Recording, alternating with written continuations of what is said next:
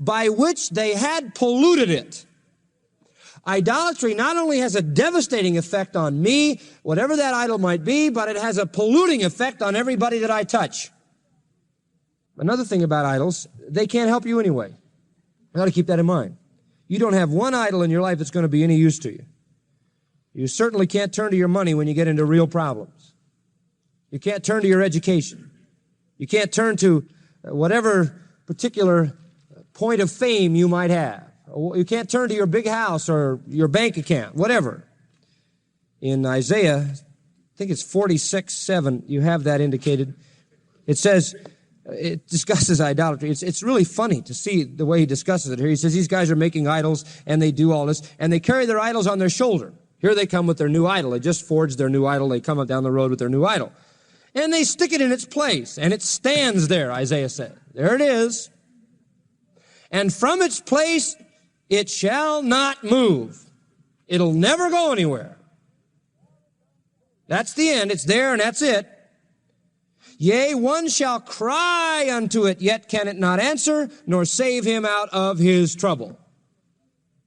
Idols can't help you. Can't do a thing for you. And I'll tell you something further that he talks about in Ezekiel 44. Idols not only defile you, pollute everything around you, can't help you when you need it anyway, but idols bring upon you guilt that activates God's vengeance. Ezekiel 44:10. And this is straight. The Levites that are gone away far from me, when Israel went astray, who went astray away from me after their idols, they shall even bear their iniquity. Idolatry has culpability. That is, it has guilt connected with it. When you have a false god, you render yourself guilty. And that, you see, brings down God's vengeance. You put yourself in a position for chastening, for God to judge. Just to show you how he does that, in Isaiah 65:2, these are interesting terms. Listen to this. I have spread out my hands all the day unto a rebellious people that walked in a way that was not good after their own thoughts. You see, they conjured up their own ideas of God and their own ideas of how to worship. A people provoking me to anger continually to my face. They sacrifice in gardens and they burn incense on altars of brick. They remain among the graves and they lodge in the monuments. You see, there's that idea of worshiping dead people. That eat swine's flesh and broth of abominable things in their vessels. That say, stand by thyself, come not near to me. Stay away, don't come near me, for I am holier than thou. You've always wondered where that came from, haven't you? It's Isaiah 65:5. And I like God's reaction. He says, they are smoke in my nose. Did you ever get smoke in your nose? That is irritating. God says, they irritate me. Behold, it is written, I will not keep silence, will recompense, even recompense into their bosom. I'm going to bounce it right back like a backboard right at them. Your iniquities, the iniquities of your fathers together, says the Lord, who have burned incense on the mountains and blasphemed me on the hills, and they had their idols up on the mountains. Therefore will I measure their former work into their bosom. I'll bounce it right back at them. Right into them. Now this people tells you what happens in idolatrous situations. You activate the recompensing vengeance of God. A man who lives worshiping any other than the true God, or worshiping the true God in any other way than the true way through his Son, is in a position where God's vengeance is activated against him.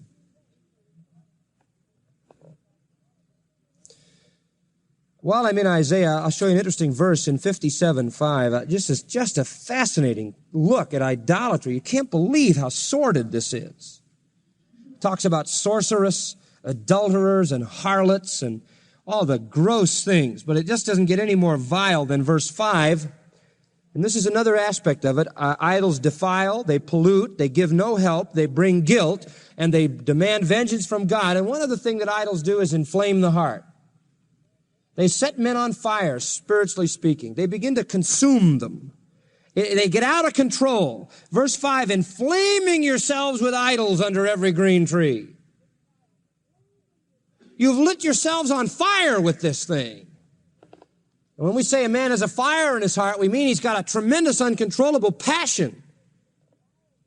And you know, there is even an exact physical act that brought this statement to bear. They used to, at the spring festival, the Palestinian heathens at the spring festivals, they took huge trees and they hanged on the trees their sacrifices and then burned up the whole tree. So that was like a metaphor for the burning of their hearts. And then the second part of the verse, I'll just give you a footnote, slaying the children in the valleys under the clefts of the rocks. The Canaanites killed their children. Part of their sacrifices to the god Moloch was to take their children, for example, when they build a building, put a live child in a jar, seal the jar, and build it into the wall. Further than that, what he's referring to here is they used to take little children at the festivals to Moloch, and they would stick them in a leather bag, and they would tie knots at the top of the bag and throw the children off a cliff. That's precisely what this means, slaying the children in the valleys under the clefts of the rocks. That's idolatry. That's how far it went, and Israel was involved in it. Now that's idolatry, lighting the flames of their own burning. In fact, Jeremiah 50:38, Jeremiah says, idols have driven you mad. They'd lost their senses. And idolatry, a lifetime of worshiping the wrong things, the wrong gods in the wrong way, can drive a man to the place where he cannot any longer think sanely. Now that helps you to see idolatry, doesn't it? What's God's attitude?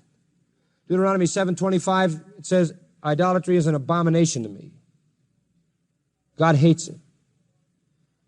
Deuteronomy 16:22, Deuteronomy chapter 17, God says, I hate idolatry. Jeremiah 8, God pours out his wrath against idolatry. He says the people who do that are going to be manure. They're going to be dung on the earth.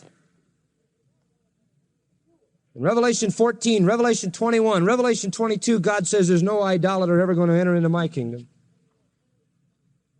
So, beloved, there's only one way to react to idolatry. That's one. What is it? Run from it. Any kind. Leave it.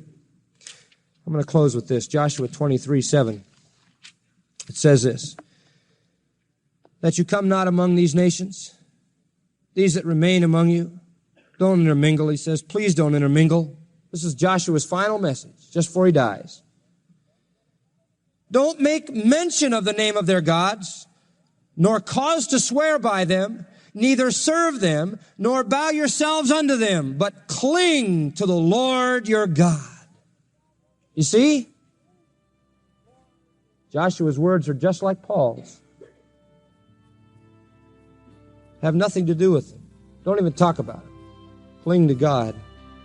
Beloved, we have liberty, but our liberty is not to see how far we can go till we get to the end of our liberty, right on the edge of the world's idolatry and get into temptation and fall in. Our liberty is to let us run away from these things.